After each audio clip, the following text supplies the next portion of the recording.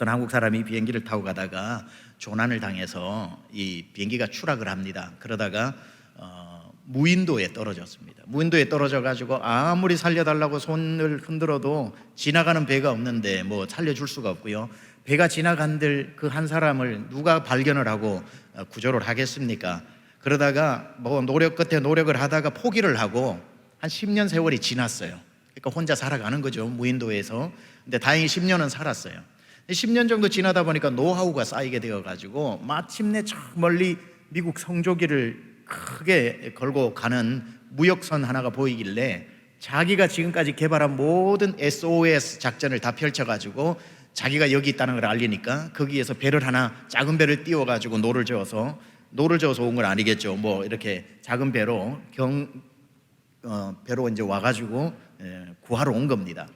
해변가에 당도해 보니까 새까맣게 이렇게 그을려진 아시아 사람, 한국 사람이 거기에 서 있는 거예요. 이게 만든 얘기입니다. 물론 진짜 얘기가 아니에요. 너무 몰입해서 듣지 않으셔도 됩니다. 그래서 이제 보니까 이제 묻는가, 이 코리안 한국 사람이냐 그러니까 yes I am 이렇게 코리안이라 이야기합니다. 근데 그 사람 뒤에 건물이 세 채가 있는 겁니다. 집이 세 채가 있어요. 그래서 궁금하잖아요. 그래서 묻습니다. 첫 번째 건물을 가르치면 저게 뭐냐? 그러니까 what is that building? 이렇게 물으니까 저거? That's my house. 내 집이다. 그러니까 뭐 혼자 살아도 집이 필요할 것 아닙니까? 그러니까 make sense. 말이 된다. 두 번째 건물이 궁금해지는 겁니다. 저 두 번째 건물은 뭐냐? What is that second building? 이렇게 물으니까 저 두 번째 거?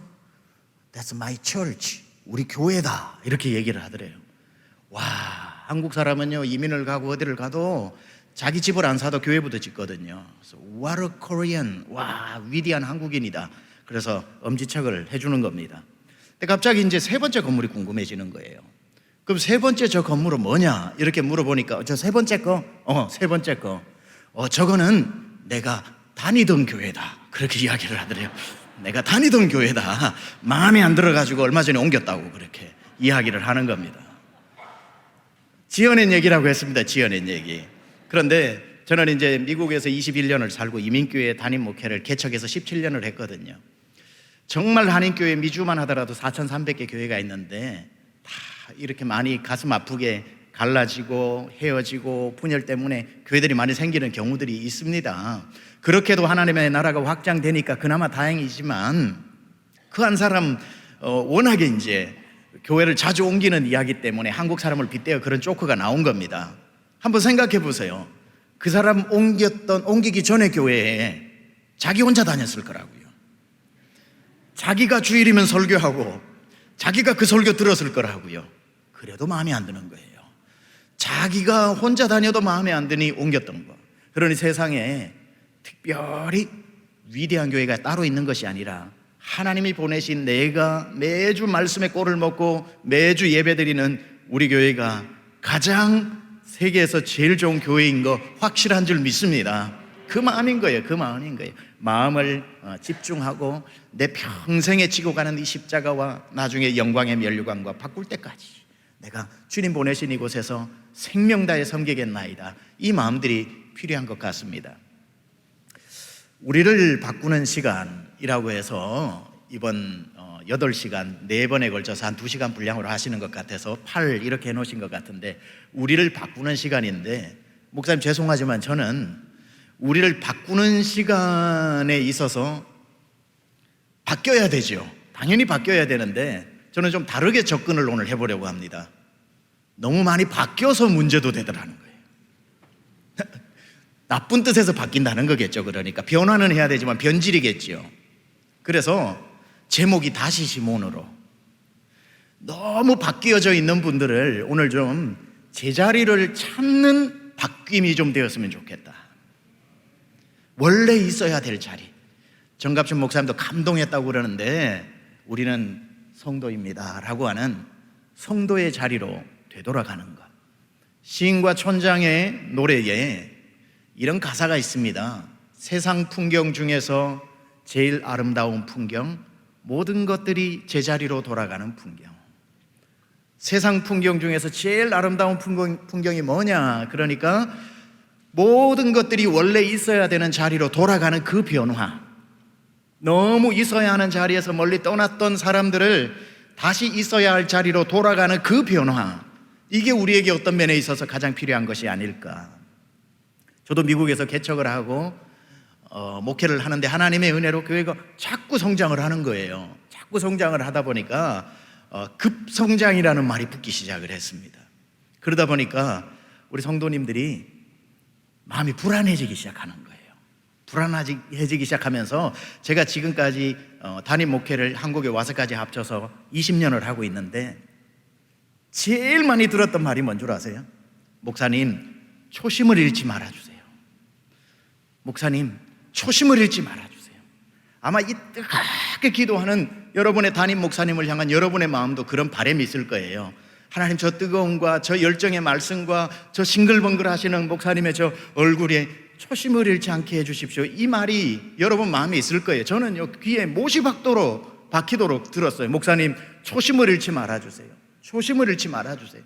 근데 그게 얼마나 어떤 면에 있어서 웃기는 말인 줄 아세요? 그렇게 말하는 분들은 초심을 다 잃어버렸거든요. 자기들 초심은 다 잃어놓고 제 초심을 지키기에 너무 염려를 해주더라는 거예요. 하루는 제가 개척을 하고 목회를 하니 무슨 허물이 있겠습니까? 우리 전체 성도님들한테 이 얘기를 하면서 제가 얼음장을 놨습니다. 뭐라고 했냐면은, 지금부터 제 초심 제가 지킬 테니까 여러분 초심 좀 여러분이 지켜주십시오. 그러니까 박장대소를 하면서 웃었지만 굉장히 중요한 말이죠. 여러분이 목사님을 향해서, 목회자를 향해서 초심이 변치 않았으면 하는 그 간절한 마음이 중요한 마음이지만 더 중요한 건 여러분 초심 지키는 겁니다. 처음에 목사님 만나서 말씀 들을 때에 이유 없이 흐르는 눈물, 그냥 나도 모르게 터져나오는 아멘, 우리가 얼마나 복을 받아 이렇게 귀한 목사님을 만났을까 라고 하는 첫 만남의 그 마음을 성도는 다 잊어버리고 5년 지나고 10년 지나면 그 설교가 그 설교 같고 그 기도가 그 기도 같고 그 교회 가는 길이 그 교회 가는 길 같아서 다 매너리즘에 빠져 있는 상태에서 목사님의 초심만 염려하고 있는 교회들이 얼마나 많은지 모릅니다. 어떤 면에 있어서 한국에 있어서 목회자들의 제자리에 찾음이 당연하지만 동일하게 한국교회의 성도들의 제자리 매김이 중요한 때에 왔습니다. 세상 풍경 중에서 가장 아름다운 풍경, 모든 것들이 제자리로 돌아가는 풍경. 오늘 여러분 정말 멀리 오늘 여러분의 마음이 어디까지 흘러 떠내려가 있는지를 확인해 보시고 짧은 시간에 말씀 전하는 동안 여러분의 마음이 제자리로 회복될 수 있기를 주님의 이름으로 축원합니다. 오늘 본문의 이야기로 들어가면서 얘기 좀 나눠보겠는데요, 베드로가 그렇게 호언장담하면서 예수님 따르겠다고 막 자신하면서 그냥 예수님 열심히 따르겠습니다 하면 되는데 꼭 또 비교하면서 얘기하죠. 다 버릴지라도 나는 예수님 끝까지 따라갑니다 했던 그 베드로가 한 여자아이 앞에서 모닥불 피워놓은 그 새벽녘에 예수님을 모른다 3번 부인하고 난 뒤에 시리와 좌절에 빠져서 이제 사역의 현장을 떠나버리게 되는 거죠. 그게 어디냐면 옛사람으로 돌아가는 겁니다. 갈릴리 디베랴 호숫가로 자기를 포함 7명의 제자들이 고기 잡으러 가게 되는 거지요.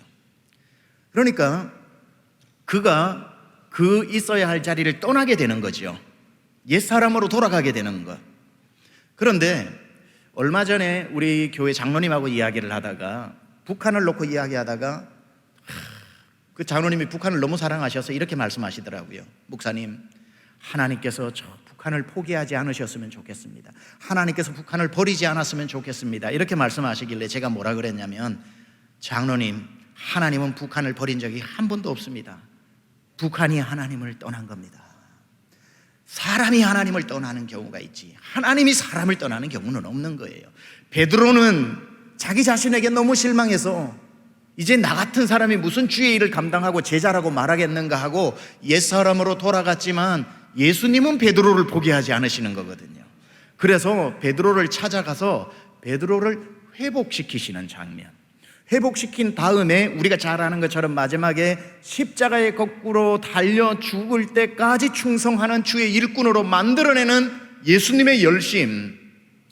예수님은 어떻게 사람을 만들어 사용하시는지, 아니 예수님은 어떤 회복된 일꾼에게 일을 맡기시는지 오늘 뭐 다른 부제목을 적어본다면 일꾼의 자격이 되겠죠. 일꾼의 자격.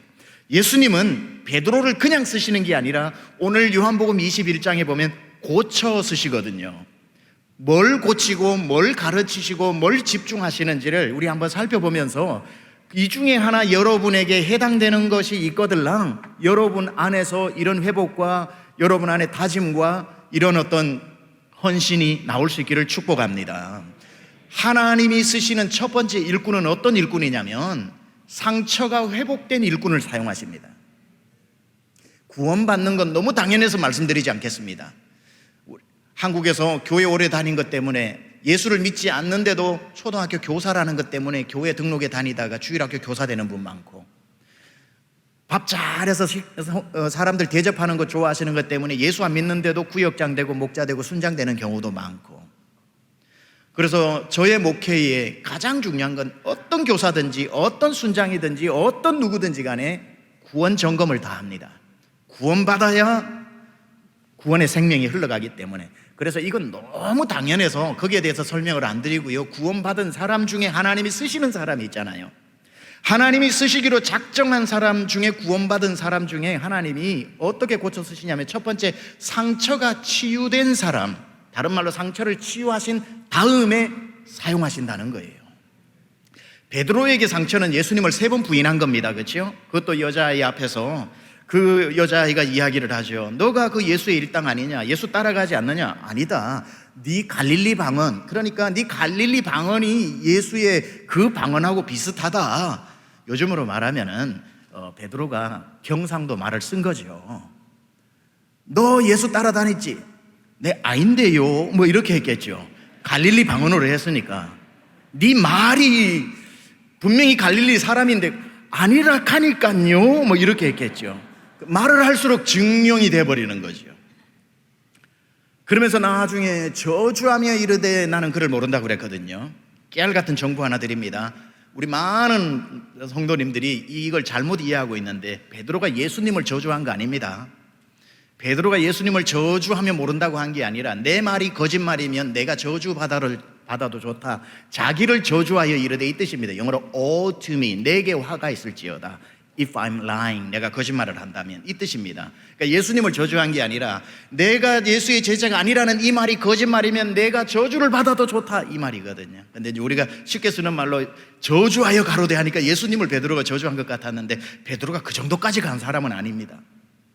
그렇게 예수님이 말씀하신 자기 호언장담하면서 나는 예수님을 거절하지 않고 모른다 하지 않겠다고 했던 그 말이 몇 시간 후에 완전히 그대로 이루어지면서 자기를 일깨우는, 심령을 흔드는 닭울음 소리가 들리기 시작하면서 그 새벽녘의 닭울음 소리보다 더 처절한 울음소리로 울부짖기 시작하지요. 그러고는 옛사람 고기 잡는 그물이 다 거미줄이 쳐져 있는 그 배를 다시 몰고 디베라 바닷가로 그 새벽에 나가서 예수님 만나기 전에 경험했던 한 마리도 올라오지 않는 그 옛사람으로 돌아가 있는 거기까지 추적해서 따라오신 예수님. 예수님이 오셔서 제일 먼저 하신 일이 뭐냐면은 베드로의 이 절망한 마음, 상처 입은 마음을 한 땀 한 땀 꿰매시는 거지요. 이게 심리학에 있어서도 정신치료라든지 트라우마가 있는 분들은 그 상처를 받았던 현장으로 재현시켜 가지고 거기에 가가지고 치료하는 방식들이 있듯이 그게 원조가 예수님이신 것 같아요. 그 디베라 바닷가로 가셔가지고 그 새벽녘에 고기를 좀 잡았느냐, 밤새 고기를 잡았으나 한 마리도 잡지 못했나이다. 그물을 오른편에 던지라. 그물을 던져서 올리니까 그물이 찢어질 것 같으니까 갑자기 옛날 생각이 나면서 요한이 센스가 있으니까 예수시라 주님이시라 하니까 이 알아보기는 요한이 알아봤는데 물에 뛰어들기는 베드로가 먼저 뛰어들어가지고 그 한 91m 50칸쯤 되는 그 거리를 헤엄쳐가지고 가서 그것도 거도까지 두르고 갔으니 얼마나 힘들었겠어요. 도착해 보니까 새벽녘이고 닭울음 소리, 갈릴리의 이 아침 닭이 회를 치면서 새벽 밝아오는 것을 반기고 있고 모닥불이 피워져 있는데, 아, 내가 예수님을 모른다라고 했던 그 장면하고 왜 똑같은 시간에 똑같은 무대가 형성되어 있는 겁니까? 거기에서 예수님께서 밤새 줄임배를 생선과 떡으로 먹이시고 난 뒤에 하신 말씀, 요한의 아들 시몬아 네가 나를 사랑하느냐? Do you love me? 네가 나를 사랑하느냐? Son of Jonah, do you love me? 나를 사랑하느냐? And do you love me? 나를 사랑하느냐? Yes, Lord, I love you. Yes, Lord, I do love you. Of course, I do love you. 3번을 질문하고 3번 사랑의 고백을 받아내시는 거죠. 3번 모른다 했던 걸 네가 날 사랑하느냐, 날 사랑하느냐, 날 사랑하느냐, 억지로라도 사랑합니다라는 고백을 하게 함으로 그의 찢어진 상처를 한 땀 한 땀 다시 꿰매고 계시는 예수님, 그래야 내가 너를 쓸 수 있기 때문에. 여러분, 예수님을 믿고 구원 받으시고 난 뒤에도 여러분 살아오면서 어릴 적 가정폭력이 심했거나 아니면은 여러분의 어떤 학교를 다니면서 선생님으로부터 선생님은 생각 없이 던진 그 돌멩이 하나에 그냥 개구리가 죽는 것처럼 여러분의 마음의 상처가 지워지지 않고, 또는 그것보다는 비교할 수도 없을 정도로 그 버튼만 누르면 괴물로 변하는 그런 분들이 있습니다. 그런 분들이 주님 안에서 보혈로 씻음받고 밤새도록 일주일 내내 눈물을 흘리면서 주의 보혈로 내 상처를 씻어내지 않고 구원받고 난 뒤에 그냥 교사가 되고 순장이 되고 직분을 맡아가지고 하다가 상처가 치료되지 않은 분, 누가 무심코 그 버튼을 딱 누르면은 괴물이 되어버리는 분들이 있습니다. 여전도회를 맡아도 갑자기 누가 자존심 되는 말 한마디만 하면 그 여전도회가 화염에 휩싸여버리고 하루아침에 모든 것들이 다 불길 속으로 들어가는 경우가 있고, 교사를 하면 잘할 것 같아서 아이들을 맡겼는데 6개월, 1년을 잘하다가 갑자기 자기의 상처가 치유되지 않은 부분을 어떤 말 한마디로, 어떤 아이들이 순종하지 않는 행동 하나 때문에, 또는 어떤 질서정연하지 않은 것 때문에, 다 다르겠죠. 그것 잘못 클릭되었을 때에 아이들에게 온갖 자기 성질을 못 이겨서 이 분노를 퍼부어대야 되는 그러한 분들이 교회 안에 얼마나 많은지 모릅니다. 한 번도 이렇게 금요일 생명 기도회 같은 데 나와서 그냥 말씀 듣고 일어나기 바쁘게 집에 가고 했지, 한 번도 이 밤이 다 가도록 새벽이 밝아올 때까지 주님 앞에 홀로 남아 내 상처를 꺼내놓고, 주님, 내가 이게 아픕니다. 내가 모든 세상의 방법을 다 사용해 봤지만 이 상처를 치유해 줄 것이 없습니다. 주 보혈 날 덮으사 예수의 보혈로 날 치료해 주시고, 내 마음에 아직까지 도저히 생각만 해도 내 안에 괴물이 나오게 하는 용서하지 못하는 그 용서를, 정말 하나님 예수님의 용서로 내 마음이 그럴 용기가 나도록 주 보혈 날 씻으사, 물 가지고 날 씻으시고 불 가지고 데우시든지 내 상처가 다 꿰매어지게 해달라고 하는 그 간절함 속에서 회복이 되어져야 한다는 거죠. 하나님의 일꾼은, 우리 여기에 훌륭하신 장로님들도 계시고 권사님들도 계시고 집사님들도 계시고 다 계시지만 그 직분 너머에 여전히 시퍼렇게 치유되지 않고 남아있는 내 안의 괴물들. 베드로가 예수님을 만나서 예수님이 내가 나를 사랑하느냐, 네가 나를 사랑하느냐라고 회복의 아침을 맞이하지 않았다면, 그 상태에서 나중에 그래도 미안해서 주의 일을 좀 해볼까 하면 회복되지 않은 상태에서 베드로가 하면 자기 안에는 좌절감이라고 하는 상처가 시퍼렇게 살아있기 때문에 조금 하다가 안 되면, 그래, 나 같은 사람 하나님 안 쓰시는 거지, 열매가 안 나타나는 거 보니까 예수님이 날 버리신 거야. 내가 버리던 그 새벽에, 내가 모른다 하던 그 새벽에 예수님도 날 모르기로 작정하셨지. 나는 그날 내 인생의 모든 것이 끝난 날이야. 조금 하다가도 열등감에, 조금 하다가도 절망감에, 주의 일 하다가 아무 일 못하, 자기의 상처가 자기를 죽였을 겁니다. 주님은 그 마음으로 일을 시키고 싶었던 게 아니지요. 그래서 그를 디베라 바다까지 찾아가셔서 똑같은 새벽에 닭울음 소리 들리는 그 시간을 일부러 선택하셔서 똑같이 모닥불을 피워놓은 그 상황을 재현하시면서 모른다를 사랑합니다의 고백으로, 어찌 예수님이 우리를 사랑하는 아가페오로 사랑할 수 있겠습니까마는, 인간이 할 수 있는 그래도 최고의 사랑인 필레오의 사랑이라 할지라도 그 고백을 받아내신 다음에 내 양을 먹이라 라고 일 맡겨주시는 것. 저는 여러분, 이번에 다음 주 그 다음 주까지 계속 이어지면서 이 한 달에 우리를 바꾸는 이 시간에 생명 기도회에 여러분의 상처가 치유될 수 있기를 주님의 이름으로 축원합니다. 상처를 치유되기를 기다리지 마시고 주님 앞에 기도 시간에 꺼내 놓으시고 물 가지고 날 씻든지 불 가지고 태우든지 주여 이 시퍼런 상처를 주님께 메어 달라고 주님 앞에 이 밤이 다 가도록, 이 밤이 안 되면 한 달이 다 가도록 하나님 앞에 그 상처 치유 받아야 합니다. 그래야 가정의 폭군이 되지 않고 회사에서 골칫거리가 되지 않고 교회 분열의 중심에 서 있지 않고 정말 샬롬의 통로가 되어 하나님 앞에 쓰임 받을 수 있다는 사실입니다. 그게 첫 번째, 상처가 치유된 일꾼을 하나님이 쓰신다. 두 번째, 자기가 누구인지 아는 사람을 쓰신다. 자기가 누구인지를 아는 사람. 오늘 예수님께서 베드로와의 대답 가운데 오늘 본문에 보니까요 15절에 이렇게 말씀합니다. 그들이 조밥 먹은 후에 예수께서 시몬 베드로에게 이르시되 요한의 아들 시몬아 네가 이 사람들보다 나를 더 사랑하느냐 하시니 이르되 주님 그러하나이다. 내가 주님을 사랑하는 줄 주님께서 아시나이다. 이르시되 내 어린 양을 먹이라 하시고. 자, 여기에서 예수님이 베드로를 부를 때 뭐라고 부르시냐면 시몬아라고 부르십니다. 베드로야라고 부르지 않고. 베드로는 반석이라고 해서 예수님이 붙여주신 이름이고요, 엄청 영광스러운 이름이고요, 억수로 부담스러운 이름입니다. 베드로. 베드로라는 이름이 얼마나 잘 될 때는 영광스럽고 부끄러울 때는 부담스럽고 베드로인데, 오늘 예수님이 찾아오셔서 다시 베드로를 시작해서 일 맡겨주실 때에 그의 이름을 베드로야 늘 불러오셨던 그 이름을 안 부르시고 요한의 아들인 시몬아라고 했던, 가깝게는 예수님 처음 만날 때 자기의 이름, 더하여는 예수님 만나기 전에 평생 가지고 온 자기 이름.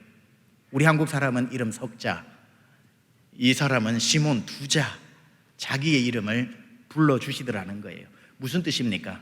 베드로에서 시작하지 말고 시몬에서 시작하자. 네가 시몬임을 잊어버리지 말라, 이 뜻입니다. 앞으로 여러분 시간 되시면 집에 가셔서 사복음서를 한번 읽어보세요. 베드로의 이름에 변천사가 있습니다. 예수님 만나기 전과 예수님 만날 때 그의 이름이 시몬입니다. 시몬. 시몬으로 예수님이 나를 따라오느라 내가 너를 사람을 낚는 어부가 되게 하리라. 그물을 버려두고 배를 버려두고 주님 따라다닙니다. 주님 따라다니다 보니 예수님 눈에 들었던지 예수님이 베드로라는 이름을 붙여주시면서 성경은 그의 이름을 시몬 베드로라고 부릅니다. 시몬 베드로. 그러다가 나중에는 시몬도 빼버리고 베드로라는 이름만 나옵니다. 자, 어느 날 시몬이었던 시몬에게 예수님이 베드로라는 이름을 첫 붙여주셨을 때에 베드로는 이렇게 생각했을 겁니다.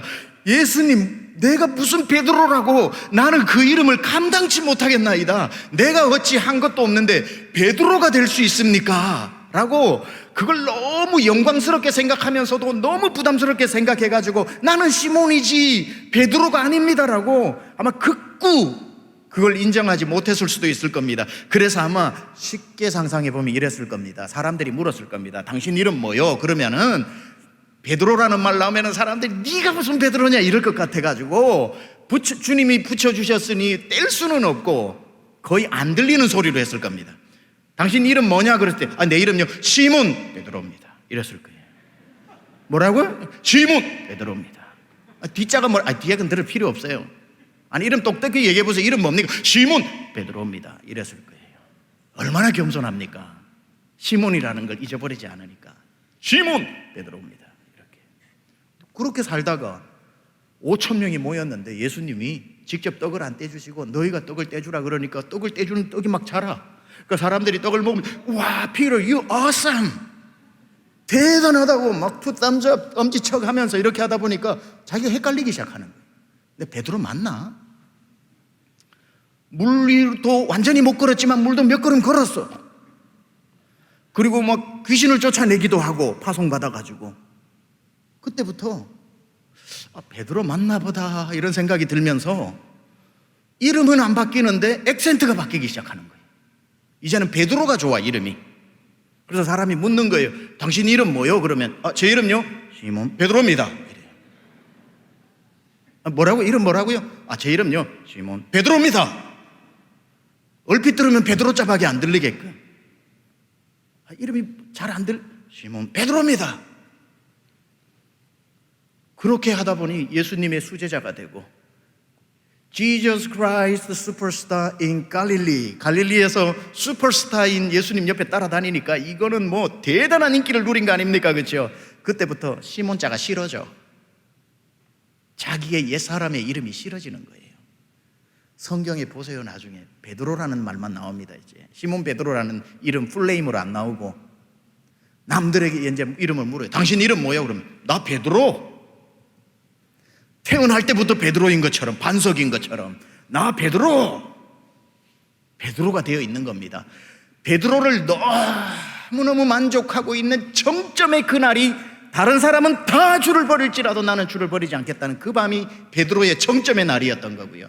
정점이었던 그날이 가장 내리막길로 내려가는 위험한 날이었고, 아니나 다를까 몇 시간 지나고 내가 예수를 모른다고 3번이나 부인하는 어처구니 없는 사람이 되더라는 거예요. 베드로라는 이름을 즐길 때가 가장 위험한 거죠. 성도입니다. 우리 목사가 어떻게 이렇게 멋진, 그죠? 성도로 시작해서 우리가 죽을 때 성도의 이름으로 갈 텐데, 성도여 찬양하세. 성도. 교회 왔을 때에 여러분 아무 직분 없으셨잖아요. 김양, 박양 그런다고 기분 나쁜 거 없으셨죠? 김군 한다고 기분 나쁜 거 하나도 없으셨죠? 그러다가 예수님 믿게 되니까 김아무개 성도님, 최아무개 성도님 했을 때 기분 나쁘셨어요? 아니죠. 눈물이 비 오듯이 났죠. 나 같은 죄인 살리신 주 은혜 고마워. 예수 믿은 것도 고마운데 이 좋은 교회 만나서 꿀송이 같은 말씀 들으니 감사. 아무 욕심 없었잖아요. 아무 욕심 없잖아요. 시간이 가면서 직분이 생기고. 제 얘기 좀 할까요? 저는 98년도에 유학을 갔습니다.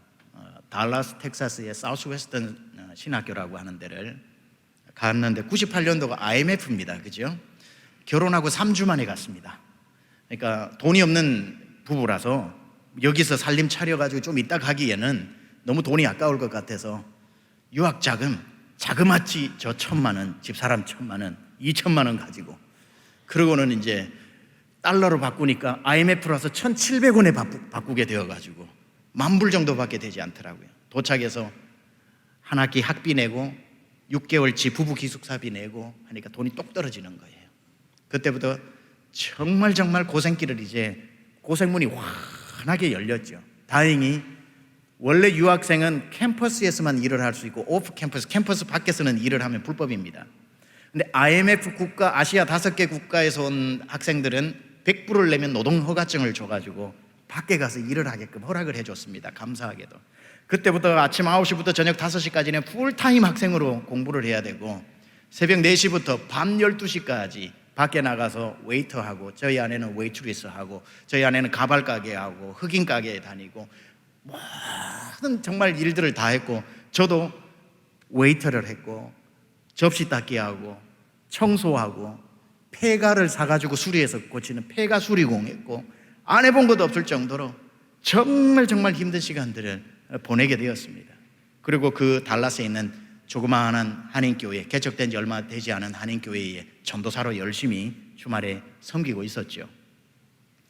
그렇게 유학을 3년 이상을 하면서 대학원 과정을 마쳐가는, 아직 마치지도 않은 상황에서 제가 섬기던 그 교회가 10명 정도, 그 전에 교회가 한 100여 명이 있었는데 80명이 2주 만에 교회를 옮겨버렸습니다. 문제가 생겨서 80명이 2주 만에, 그러니까 100명의 교회가 2주 만에 20명이 되고, 한 2년 동안 10명이 더 떠나서 10명밖에 남지 않은 교회에 제가 섬기던 목사님께서 교수로 초빙을 받아 가시게 되면서 교회가 흩어지게 생긴 거예요. 오후에 미국 교회를 빌려 써야 되기 때문에 담임 목회자를 청빙을 할 수가 없어요. 사례를 못 주는 데다가 한인들이 거기에 없는 데다가 여러 가지 이만저만한 것 때문에 이제 한 10명이면 이웃 교회로 가면 되지 않습니까? 저도 이제 그렇게 되겠거니 생각하고 있는데 10명의 성도님들이, 저희 떠나시는 목사님도 제안을 하셨지만 저를 놓아주지를 않고 붙잡는 겁니다. 전도사님 가지 말고, 우리 주일 오후에 하루 종일 보너스 만들고 갈 교회도 없는데 전도사님 우리 흩어버리지 말고 목회를 해달라고. 그렇게 제가 유학을 왜 가겠어요? 부끄럽지만 목회 크게 한번 해볼 마음으로 간 거거든요.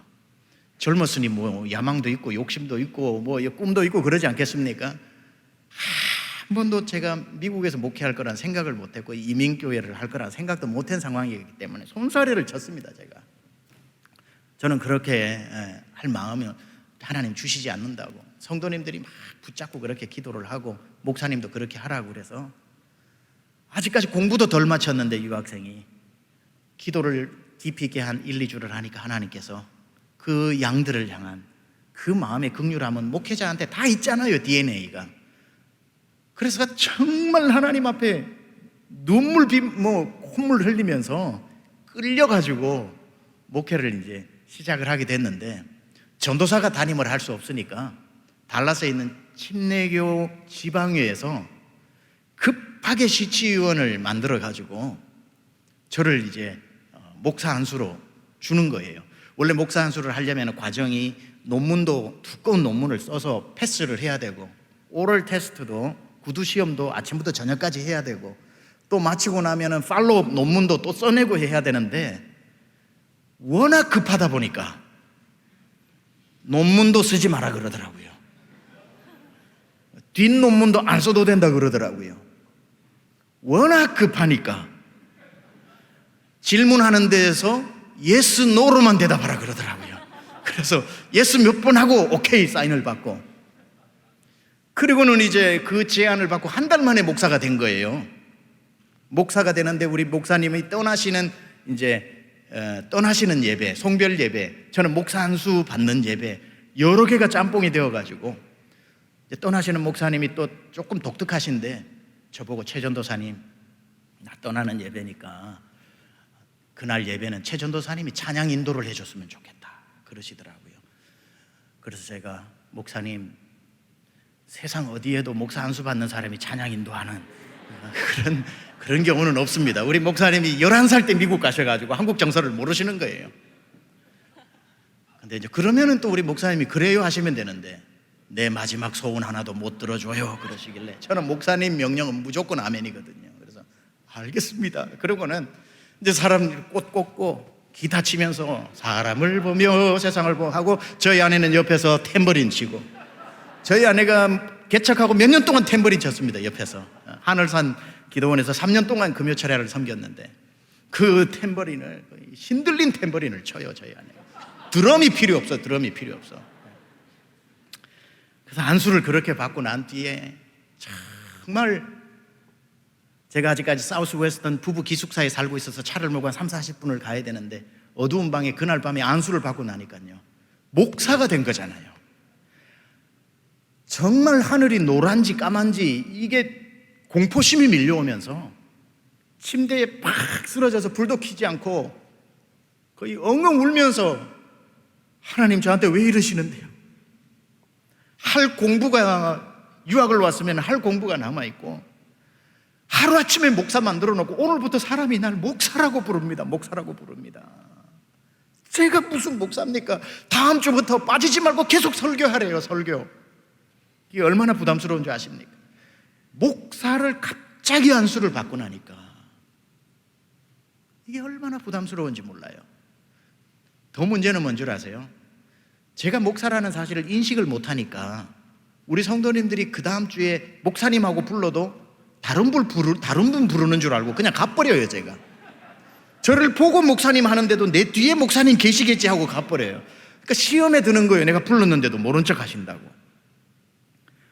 제가 목사라는 용어가 얼마나 낯설었겠습니까?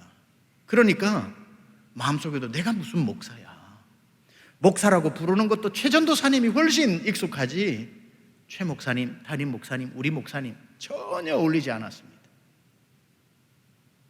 그렇게 1년 지나고 2년 지나고 3년 지나고 한 10년 정도 지나니까 성도가 1000명이 훌쩍 넘어갑니다.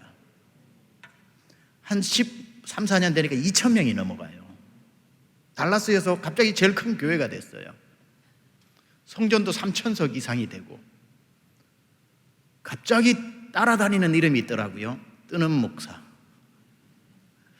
뭐 미남 침례회에서 제일 급성장하는 교회, 뭐 이런 식으로 자꾸 따라붙으면서 미국의 50개 주에 제가 거의 다 초청받아서 부흥회 다녔습니다. 미 남침내외 신학교 서든, 사우스웨스턴, 미드웨스턴, 뉴올리언스, 게이트웨이, 뭐 사우스이스턴 6개 신학교 다 박사과정 가서 세미나 인도하고 유학생들, 신학생들 사경에 인도하고 유명해지기 시작한 거예요. 갑자기 그때부터 목사라는 단어가 너무 어울리는 거예요. 저한테 너무 어울리는 거예요. 누가 목사라는 자를 안 붙이고 최병락이 이랬으면 화가 날 정도로, 내가 누군데 날 모르나? 이 생각이 들 정도로. 타주에서야 모를 수 있겠지만 달라스의 한인들이 한 10만 명 좀 더 살거든요. 한인교회가 한 200개 이상 정도 되는데, 거기 가면은 그 H마트, 뭐 코마트 이런 식으로 해서 그 슈퍼마켓이 큰 규모로 있어요. 식당을 가든지 뭐 장보러 가든지 연예인이 따로 없어. 달라스에서 저를 모르는 사람이 없어요. 식당에 가도 다 일하시면 목사님 오셨어요 하고. 근데 만약에 H마트 가서 저희 아내랑 장을 보는데 보면 다 아는 척하고 인사를 하고 하는데 누가 모르고 지나가잖아요. 무슨 생각이 드는 줄 아세요? 저 사람 나 모르나? 알만도 한데 매주 신문에 나오고 매주 설교 나가고 하는데 망할 병에 걸린 거예요. 망할 병에 걸린 거예요. 이게 이제는 저를 모르고, 제가 세미안교회 목사라는 거, 세계, 미국, 한국을 그리스도교로 해서 세미안교회입니다. 세미안교회의 목사라는 걸 모른다는 게 그게 더 이상해지기 시작하고, 목사 한 수 받고 제가 목사님이라고 불러도 모르고 지나가던 제가 목사님이라는 걸 몰라주는 거에 있어서 이상하게 여기기 시작하는 망할 목사가 되어져 가고 있더라고요. 쉬운 일입니다. 어느 순간 사람이 그렇게 되는 거예요. 새벽 예배에 앉아서 어느 날 기도를 합니다. 기도를 한참 하는데 하나님이 그러시더라고요. 너 열심히 이렇게 저렇게 거절하지 못하는 성격이라서 달고 있는 감투가 꽤 많다 그러시더라고요. 그러고는 문득 제가 예스맨이거든요. 부탁하면 무조건 알겠습니다 하는 스타일이라서 기도 중에 가만히 보니까 텍사스 미랄 이사장, 월드비전 부이사장, 뭐 센트럴 신학교 겸임 교수, 목사회 회장, 해외 선교부 이사, 그냥 머리로 쑥 스쳐 지나가는 것만 7, 8개더라고요. 주님이 그날 아침에 너 세미한 교회 담임 목사 빼고 다 내려놔라. 다 내려놔라. 아주 무겁게 말씀하셨어요. 기도를 마치고 난 다음에 한 대여섯 시간을 컴퓨터 앞에 앉아서 그 7, 8군데 다 이유를 설명하면서 오늘부터 그 직분을 내려놓아야 된다고 장문의 편지를 보냈습니다. 감사하게도 절대로 안 된다고 생각을 해서 제가 맡아주었다고 생각을 했는데 친절히 설명을 하고 났더니 다 마음을 이해한다면서 받아주었습니다. 그날 저의 모든 직분이 다 사라지고 세미안교회 담임 목사 최병락 하나만 남으니까 그때 다시 시몬으로 돌아가더라고요. 다시 제자리를 찾는 것 같아서 제 영혼이 기뻐 뛰는 것을 경험했습니다. 제 영혼이 기뻐 뛰는 것. 맡아서 섬기지 말라는 게 아니라, 그게 나쁘다는 뜻이 아니라 익숙해지면 안 된다는 거지요. 한국으로 2년 반 전에 부임해서 오니까 침례교회에서 우리 강남중앙 침례교회가 제일 장자교회로서 영향력이 그래도 크더라고요. 양수리 수양관도 저희 교회가 운영하는 수양관이라서 전국 집회 많이 하고,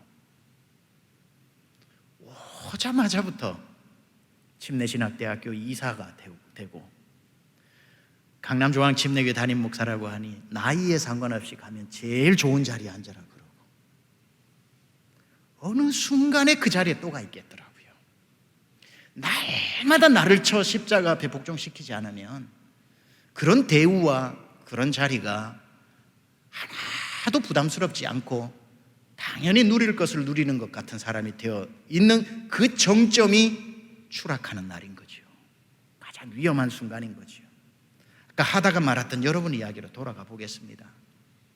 그렇게 성도로 와서 박군, 김군 불러도 기분 나쁘지 않고 김양, 이양, 최양 불러도 아무렇지도 않던 여러분이 예수님 믿고 나니까 김아무개 성도님, 박아무개 성도님 아무렇지도 않다가 몇 년 지나니까 김 누구 집사님, 박 누구 집사님이라고 해서 집사라는 직분이 처음에는 부담스럽다가 나중에는 집사님이라는 단어가 너무 익숙하다가 또 열심히 하시다 보니까 이제 권사님, 또 어떤 부서는 회장님이라는 단어들이 붙기 시작을 하고 충성스럽게 또 감당하시면서 장로님이 되시고, 우리 장로님들 여기 훌륭하시고 아까 도착하자마자 여기 올라올 때까지 우리 담임 목사님께서 장로님들 자랑을 하시더라고요. 우리 수원 제일교회 장로님들 너무너무 귀하셔가지고 이렇게 계속해서 좋은 말씀을 해주시니 제 마음도 너무너무 좋더라고요. 훌륭하신 장로님들이신데 장로님들 장로 장립 받으시던 그 전날 밤을 한번 생각해 보세요. 이 중에 한 분도 제 예상에 맞다면 그럼 드디어 장로 됐구나, 내가 장로 돼야지, 누가 장로가 돼라고 하는 분 아무도 없었을 겁니다. 하나님 앞에 그 밤에 많은 생각들이 지나갔을 겁니다. 하나님, 장로는 이제부터 교회가 힘들면 내 집을 팔고 교회를 세워야 되고 내 허리띠를 졸라매도 교회 허리띠 졸라매지 않아야 되는데 내가 감당하겠습니까? 내가 무엇인데 태어나 예수 믿고 구원받은 것만 해도 이 은혜인데 이렇게 귀하디 귀한 수원제일교회에 장로가 된단 말입니까? 아마 그 밤에 하나님 앞에 100번도 200번도 더 그 밤을 생각하면서 내가 장립을 받아야 될지 말아야 될지를 그 무거운 직분을 가지셨을 겁니다. 세상에 있는 모든 장로님들 다 그 밤을 그렇게 보냈을 겁니다. 권사님들은 권사님대로 권사의 직분을 받기 전날 밤 그렇게 밤을 보냈을 겁니다. 5년 지나고 10년 지나면서 새 가족이 장로님을 아저씨라고 불렀다. 아저씨 맞는데 왠지 그 말이 기분이 나빠. 아이고 새 가족이라서 몰라서 저렇지 했는데 우리 교회 큰 교회니까 이런 일이 일어나거든요. 교회 2, 3년 다닌 나도 얼굴이 익은 젊은이가 나를 집사님이라고 불러. 내가 어떻게 세워진 장로인데 집사라고. 또 그러니 또 우리 장로님들 죄송합니다. 제가 절대로 어디를 가도 이 설교 합니다. 그래서 모든 목사의 마음이고 장로님들의 마음이고 다 마음이지요.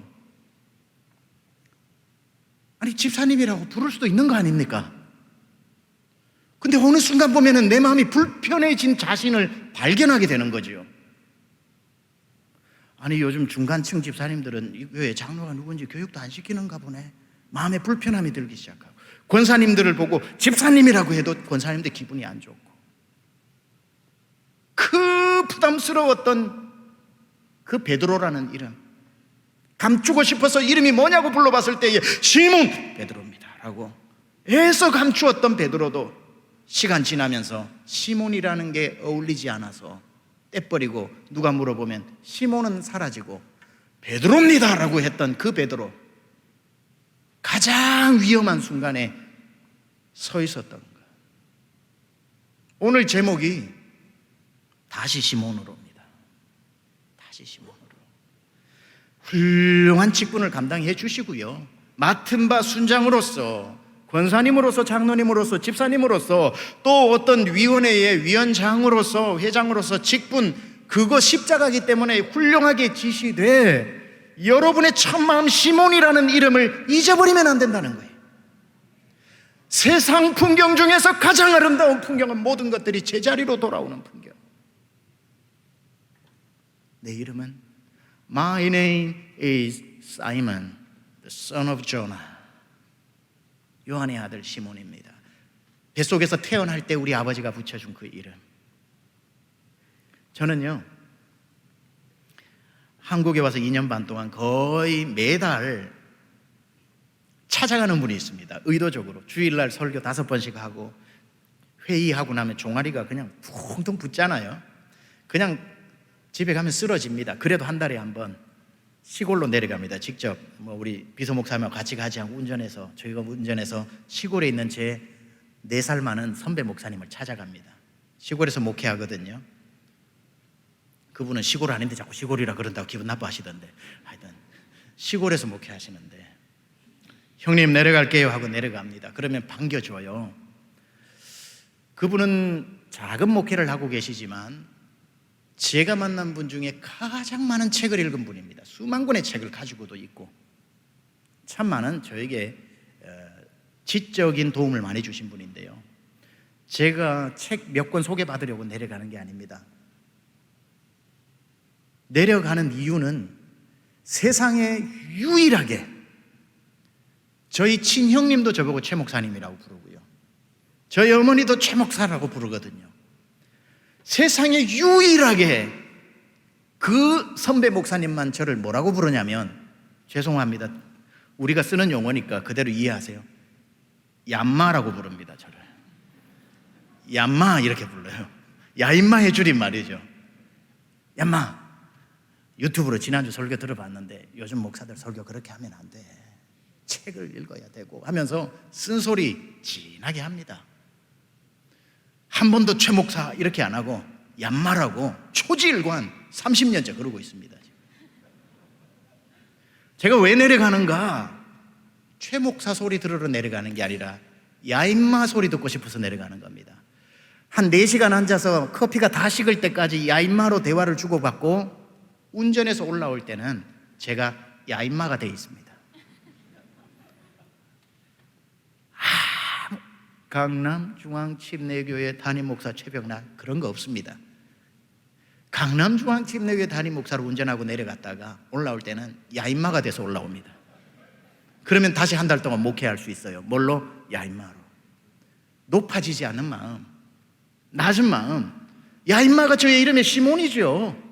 최병락 또는 허물 없이 불러줄 수 있는 그 이름이 불편하지 않아야죠. 성도라고 하는 그 한 영광스러운 호칭이 전혀 여러분에게 불쾌하지 않아야지요. 변화라고 하는 것은 내 원래의 이름을 찾는 겁니다. 다시 시몬으로. 그게 2번째였던 거죠. 첫 번째, 상처를 치유받아야 주님이 쓰신다. 2번째, 네 이름을 잊어버리지 않아서 네가 누구인지 알아야 내가 쓴다. 3번째, 예수님이 베드로에게 하신 하나의 가르침은 뭐냐? 오늘 이 본문을 읽어보신 분은 많이 읽어보셨죠? 이 본문 모르는 분 안 계시잖아요. 금요일 저녁 나오실 정도 되면. 근데 이 본문에 예수님과 베드로가 주고받고 있는 이 대화는 자연스러운 대화가 아닙니다. 눈치채셨는지 모르겠는데, 자, 예수님은 목적이 있으셨어요. 양을 맡기는, 성도를 맡기기 위해서 내 양을 먹이라, 내 어린 양을 치라, 내 양을 먹이라 말씀하시잖아요. 그러기 위해, 양을 맡기기 위해 디베랴 바다까지 찾아가신 거죠. 그러면 베드로와의 예수님의 대화는 이렇게 돼야 됩니다. 시몬아, 내가 너에게 이 양들을 좀 맡겨야 되겠다. 내 양을 먹이고 치고 목양을 해야 되겠다. 교사에게 어린아이들을 맡기듯이, 순장에게 순원들을 맡기듯이 맡겨야 되겠다. 그러면 예수님이 이렇게 물어야 됩니다. 너가 좋은 목자가 되려면 양들을 사랑해야 된다. 양들을 사랑해야 된다, 목자는. 그렇다면 이렇게 물어야 됩니다. 양을 맡길 텐데 시몬아, 너 양들을 사랑하느냐? 라고 물어야 되죠. 근데 예수님의 대화는 그렇지 않고, 내가 너에게 양들을 좀 맡겨야 되겠다. 그런데 시몬아, 그 전에 물을 게 있다. 너 나를 사랑하느냐? 이렇게 물어요. 문맥이 안 맞죠. 원래는 양을 맡기면 양을 사랑해야 되는데 예수님은 양 사랑하느냐는 끝까지 안 물으셔요. 너 나를 사랑하느냐? 요한의 아들 시몬아, 네가 나를 사랑하느냐? 요한의 아들 시몬아, 네가 나를 사랑하느냐? 일꾼은 사람을 사랑하는 사람이 아니라 하나님을 사랑하는 사람, 예수님을 사랑하는 사람이더라는 거예요. 교사를 하다가, 순장을 하다가, 교회 일을 하다가 사람들이 울면서 와요. 나 더 이상 이 직분 못 감당하겠어요, 목사님. 왜 그런가 보면요, 사람을 사랑하다가 사람에게 상처받아서 그래요. 사람은 상처받을 준비하고 가야 돼요. 왠 줄 아세요? 여러분도 누군가에게 상처 많이 줬거든요. 그게 사람입니다. 우리가 사역을 할 수 있는 힘의 근원이 어디냐면은 사람을 사랑하는 사랑이 아니라 예수님을 사랑하는 그 마음의 힘을 가지고 영혼들을 사랑할 수 있는 거거든요. 그래서 여러분이 순장으로 섬기시다가 지치는 날이 오고, 교사로 섬기는 날이 지치는 날이 오고, 여러분이 어떤 부서의 회장이나 임원으로 섬기다가 사람에게 실망해서 지치는 날이 있을 때는 팔 걷어붙이고 가가지고 멱살 잡고 사람하고 싸울 게 아니라 주님 앞으로 달려와야 되는 거죠. 여기에서 내 구주 예수를 더욱 사랑. 주님, 내가 주님을 사랑하는 사랑이 식었나 봐요. 사람들이 미워 보여요. 사람들이 하는 말이 서운하게 들려요. 한마디 한마디가 비수 같아요. 예수님 사랑하는 마음이 식어졌나 봐요. 더 무릎 꿇을게요. 더 찾아올게요. 주님과의 사랑을 회복하면, 주님이 생명까지 주면서 사랑한 그 사람이 주님의 눈으로 보인답니다. 내 눈으로 보이는 게 아니고. 그래서 양을 앞으로 쳐야 될 시몬에게 너 양 사랑해야 된다라고 말씀하지 않고 너 나 사랑해야 된다. 끝까지 네가 십자가에 달릴 것까지도 네가 사명 감당하려면 나와의 사랑에 문제가 없어야 된다. 너를 향한 나의 사랑은 변치 않을 것이다. 너 힘들 때마다 내 앞에 나와라. 여러분 얼마나 힘들 때마다 주님 앞에 달려갑니까? 아니면은 문제가 날 서운하게 한 사람이 있으면 바로 깨똑 열어가지고 다다다다다다다다다다 쳐가지고 그냥 한번 읽어보지도 않고 보내기 해놓고 상처를 주고받고 사람에게 내 억울한 걸 하소연하고, 그게 아니지요. 그런 일이 있을 때 문자를 보낼 시간이 아니라 하나님께 문자를 보내는 시간이죠. 와서 주님을 사랑하는 그 마음.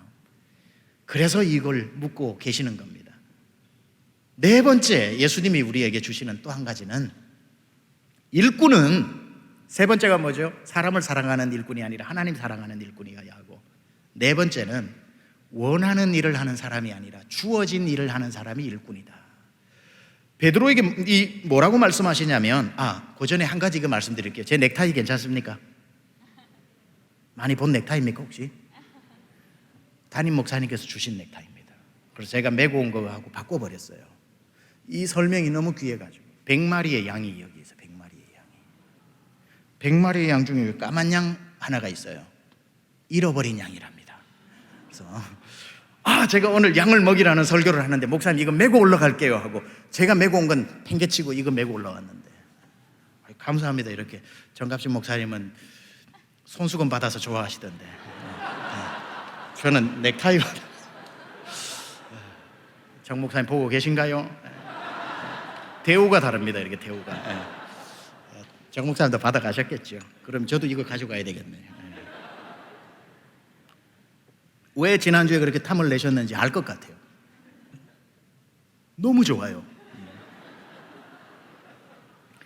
18절에 보니까 이렇게 말씀하십니다. 시몬아, 내가 진실로 진실로 내게 이르노니 네가 젊어서는 스스로 띠뛰고 원하는 곳으로 다녔거니와 늙어서는 내 팔을 벌리리니 남이 내게 띠띠우고 원하지 아니하는 곳으로 데려가리라.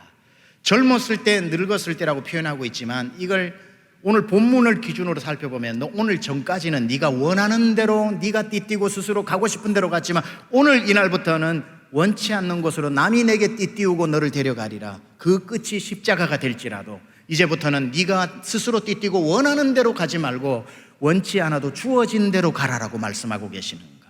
일꾼은 우리 교회 안에서 내가 하고 싶은 일을 하는 사람이 아니고, 내가 맡고 싶은 직분을 맡는 게 아니고, 내가 제일 원하는 부서로 내가 찾아가는 것이 아니고, 교회에서 주어지는 것을 하는 사람. 무엇이 주어지더라도 남이 내게, 교회가, 부서가, 교회 행정이 내게 띠띠우고 원치 않는 것으로 갈지라도 기꺼이 가는 사람. 내가 원하는 사역하는 사람이야. 세상에 너무나도 많지요. 그 사람의 치명적 약점이 뭔 줄 아십니까? 내가 하기 싫으면 안 한다는 겁니다. 내가 좋아서 했기 때문에. 그러나 내가 좋고 안 좋고의 기호를 떠나서 주어진 것을 아멘하고 순종하는 사람은 싫어도 하는 겁니다. 왜냐하면 처음부터 순종하고 시작했기 때문에, 좋아서 한 것이 아니라. 일꾼은 내가 원하는 일을 찾아다니는 사람이 아니라 무엇이든지 주어진 것을 순종할 줄 아는 사람. 제가 여기 오기 전에 17년 목회하고 나니까 17년 정도 되니까요, 전 교인의 이름을 제가 다 기억하고, 전 교인이 저보다 뒤에 온 성도잖아요. 그 기쁨을 아시나요? 제가 우리 강남조항침례교회 부임하고 나니까 제가 제일 새 가족이더라고요. 전 성도가 저보다 먼저 우리 교회를 왔더라고요. 미국에서는 전 성도가 저보다 늦게 교회를 왔거든요. 너무 행복한 거예요. 저희 아내랑 저녁에 산책을 꼭 한 2시간씩 했는데, 제가 심지어 이런 말까지 했습니다. 여보, 우리 이렇게 행복해도 돼? 성도 2,000명의 마음이 단 하나도 분열된 적이 없고, 무엇을 결정하든지 99% 나오면은 이번 회의는 실패했다고 할 정도로 마음이 하나가 되고, 모두 전적인 신뢰로 세계와 미국과 한국의 선교지, 인디안 지역 많은 사역들, 난민들 다 성도들이 파송되어서 도시 선교사로 파송하고, 정말 원 없이 사역할 수 있는 정점에 있었고, 레임덕에 걸리지도 않았습니다. 그러던 어느 날 갑자기 한국에서 왔다고 하는 4명이 비행기를 타고 주일날 세미안교회를 방문합니다. 저를 찾아와서 강남중앙침례교회 3대 담임 목사님이 되셨습니다.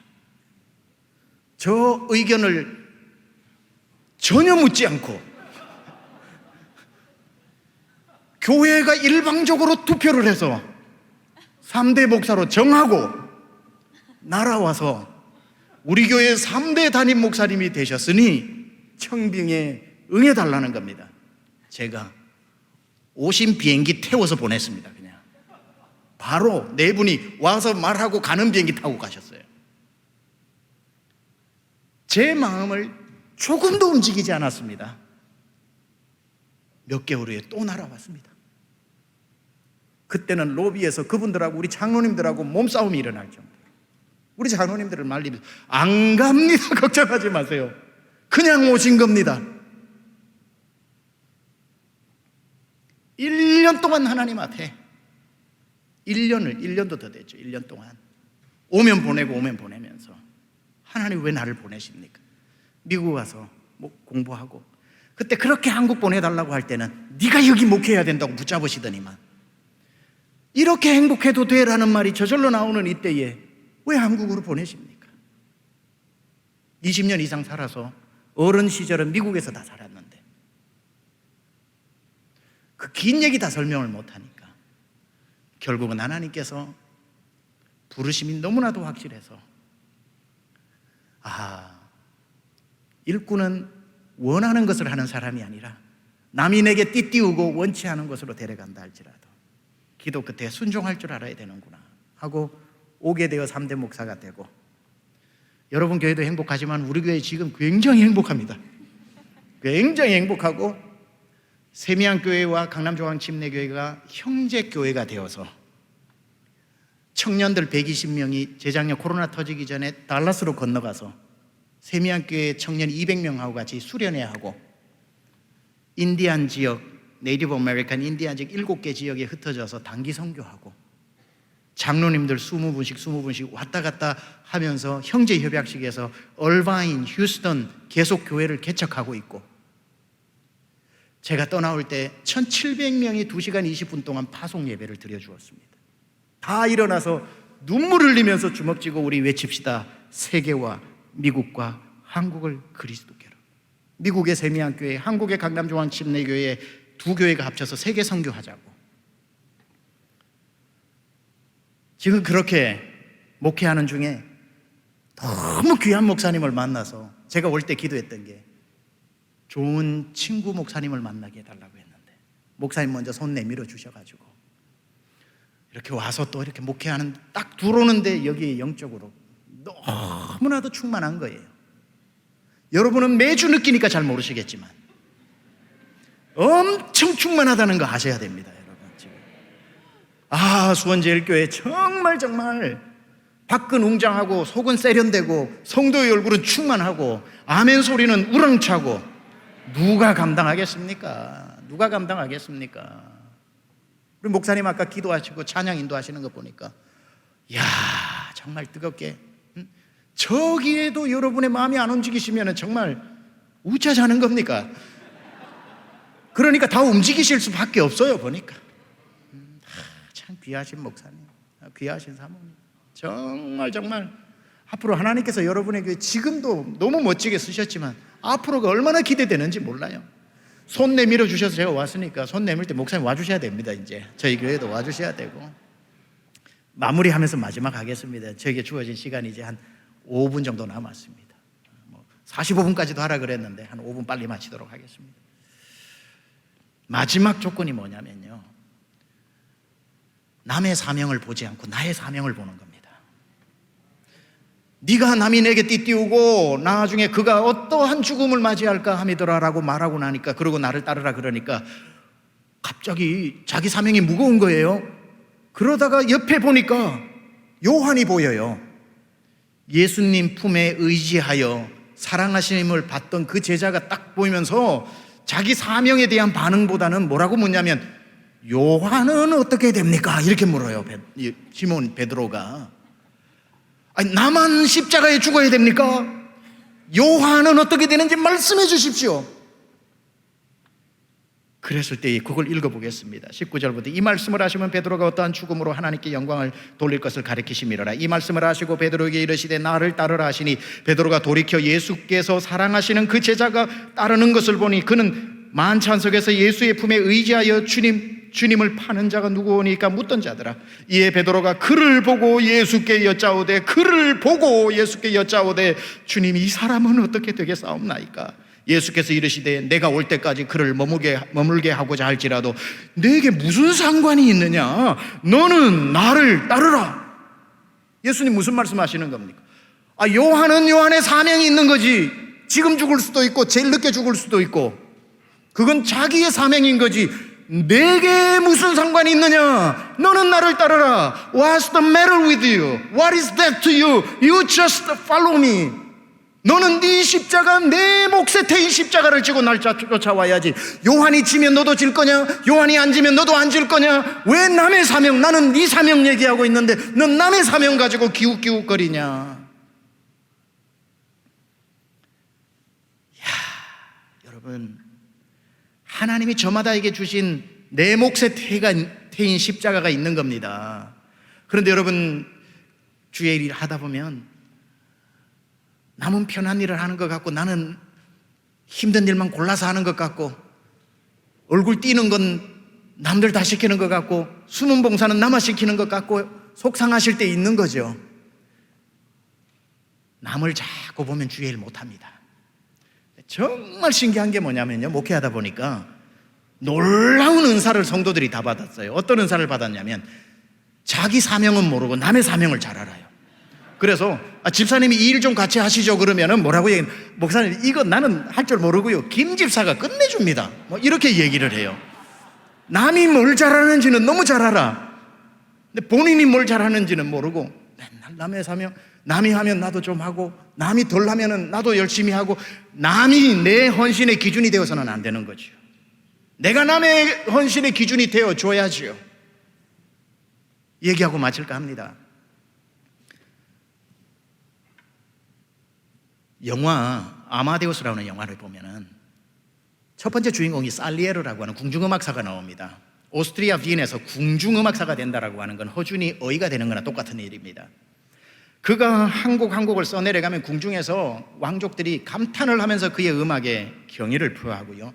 살리에르는 역사적인 실존 인물이지요. 얼마나 대단한 인물이냐면 그가 키워낸 제자가 베토벤, 슈바르트, 딴 교회 가서 슈바이처라고 한 적이 있어가지고 슈바르트, 하이든 이런 사람들입니다. 아주 탁월한 사람이죠. 곡을 한 곡 써도 한 줄 쓰고 목욕 재개하고 두 번째 줄 쓰고 하는 이런 멋진 사람입니다. 열심히 해서 최고의 자리에 서 있던 그가 어느 날 갑자기 저작거리에 미치광이 하나가 등장했다는 소리를 듣습니다. 이름하여 모차르트라고 하는 아마디우스 모차르트가 등장하죠. 길거리에 친구들하고 불량배처럼 놀다가 잠시만 하고는 걸터 앉아서 쓱쓱 써내려간 그게 이 오스트리아에서 공전의 히트를 치면서 사람들이 열광하기 시작을 하니까 갑자기 모차르트가 눈에 들어오자 살리에르가 희한하죠. 곡을 한 곡도 써내려가지 못하면서 펜대를 놓고 맙니다. 그때부터 아침에서 저녁까지 하는 일이 뭐냐면은 모차르트를 지켜보는 일만 합니다. 실제적으로 심리학 용어에 살리에르 신드롬이라는 말이 있죠. 살리에르 증후군, 열등감이 많은 사람을 살리에르라고 얘기하죠. 한 곡도 써내려가지 못합니다. 그러다 그 영화 마지막에 보면은 살리에르가 모차르트를 죽이죠. 사실이라고 하기도 하고 그건 뭐 각색된 거라고 하기도 하지만 마지막 장면이 살리에르가 모차르트를 죽이고 난 뒤에 의자에 걸터 앉아서 하늘을 향해 하나님을 봅니다. 카메라 앵글이 그의 얼굴을 잡고 있고요. 살리에르가 독백을 하는데 제 기억을 더듬어서 얘기하면 하나님, 내가 왜 모차르트를 죽인 줄 아십니까? 당신의 실수로 저 머저리 같은 녀석에게 천재성을 줬기 때문에 내가 당신의 실수를 만회해 준 겁니다 하면서 막 기괴한 웃음을 웃으면서 카메라가 클로즈아웃 되는데 마귀의 얼굴이죠. 그 얼굴이. 여러분, 교회 안에 30년, 40년, 50년 여기 섬기신 분들 계실 겁니다. 기억하실 겁니다. 중간중간에 모차르트들 많이 등장하는 거. 세가족으로 왔는데 저분이 어떻게 우리 교회 같은 데 와가지고 이 중요한 순간에 저렇게 활약을 할까? 헌금도 많이 하고 충성도 하고 정말 대단하게 할 때에 온 지 몇 개월 안 됐는데도 목사님은 늘 예를 들 때 누구 집사님 하는데 나는 30년 다녔는데 내 이름 한 번도 안 나오는데 저분은 온 지 몇 개월 됐는데 그분이 주목받고 사람들도 집사님 대단해요 엄지척하고 할 때에 갑자기 마음에 서운함이 올라오지요. 모차르트를 바라보면서 내 은사를 다 잃어버리는 거. 지금 베드로가 그겁니다. 내 십자가 지고 가겠는데 예수님, 요한은 어떻게 됩니까? 요한은 또 편한 거 아닙니까? 그때 예수님 말씀하시죠. 그의 사명이 내게 무슨 상관이 있느냐? 내게 무슨 상관이 있느냐? 그 사람 사명이 너와 무슨 상관이 있느냐? What is that to you? 너에게 무슨 상관이 있느냐? You just follow me. 넌 날 따라와라. 네 십자가 지고 날 쫓아와라. 그리고 평생 그 십자가 지고 승리하고 나중에 영광의 면류관과 바꾸어라. 사랑하는 수원제일 모든 식구 여러분, 믿음의 경주를 완주하십시오. 이곳 보고 저곳 보면서 누구 때문에 실망하고 누구 때문에 자존심 상하고 누구 때문에 질투하다가 그 믿음의 경주 완주 못합니다. 여러분의 몫에 태인 십자가 바라보고 오늘 예수님이 디베랴 바다까지 찾아오셔서 그를 회복시키고 베드로가 우리가 기억하는 십자가의 거꾸로 매달려 죽는 그 영광스러운 베드로가 될 때까지 믿음의 다른 박질을 멈추지 않았던 것처럼 오늘 이 밤이 여러분의 디베랴 바다가 되기를 원하고 상처가 회복되고 주님 사랑이 불릴 듯 일어나고 여러분의 첫 마음, 첫 이름이 회복되어지며 정말 여러분이 원치 않는 것을 맡았다고 하더라도 기쁘게 감당할 것이며 여러분을 괴롭게 하는 누구를 여러분 머릿속에서 다 지워버리고 여러분의 십자가를 지고 믿음의 경주를 완주할 수 있기를 우리 주 예수 그리스도 이름으로 축원합니다.